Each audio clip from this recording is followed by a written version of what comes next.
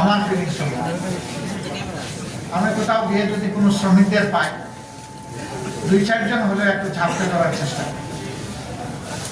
আমি তাদের সাথে চেষ্টা করি একটু বুকটা মোয়ানাকা করার, মেলানো। আমি প্রত্যাশা করি তার একটা গাম হলেও যেন আমার গায়ে লাগে,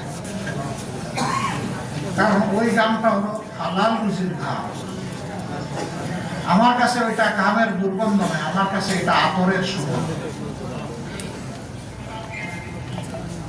আজকে আমাদের সমাজে মালিক শ্রমিক সংঘাত বিভিন্ন জায়গায় আমরা দেখি, এটা হওয়া উচিত নয়।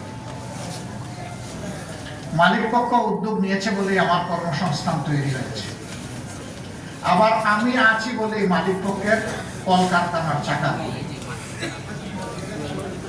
সুতরাং একজন আরেকজনের আমরা সম্পূরক,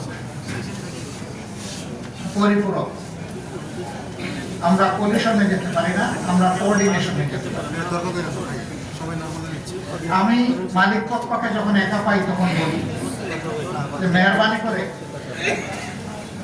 আপনার এখানে নারী পুরুষ যারা কাজ করে তাদেরকে নিজের সন্তানের মতো দেখুন।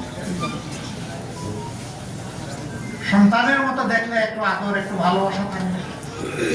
একটু ভুল করলে এটা ইগনোর করতে পারবেন। কিন্তু আপনি যদি শ্রমিকের মতো দেখেন, তাইলে সামান্য ভুল ত্রুটি বিচ্যুতিও আপনি ক্ষমা করতে চাইবেন না, তখন আপনি কঠোর হবেন।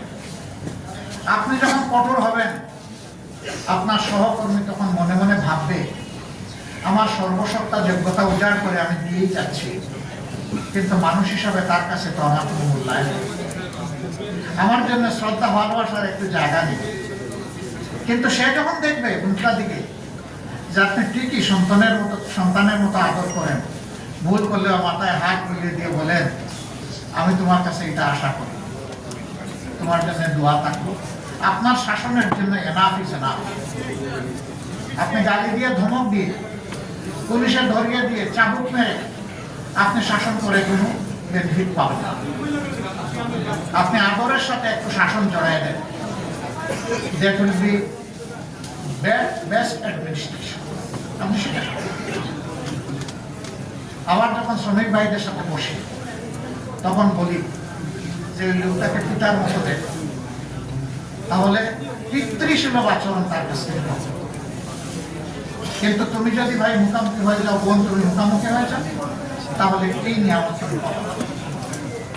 আর তোমাকে যে স্থাপনা তোমার হাতে এস্টাবলিশমেন্ট তুলে দেওয়া হয়েছে, তার ক্যাপিটাল মেশিনারি সহ এই সবগুলাকে তোমার সন্তানের মতো দেখো, তাহলে এগুলার যত্ন নেওয়া, রক্ষণাবেক্ষণ করা, তার বেস্ট ইউটিলাইজেশন করা তোমার পক্ষে সম্ভব। যদি এই কারখানা বেঁচে থাকে তুমি বেঁচে থাকবা, যদি গাড়িটা যানবাহন বেঁচে থাকবে তুমি বেঁচে থাকবা।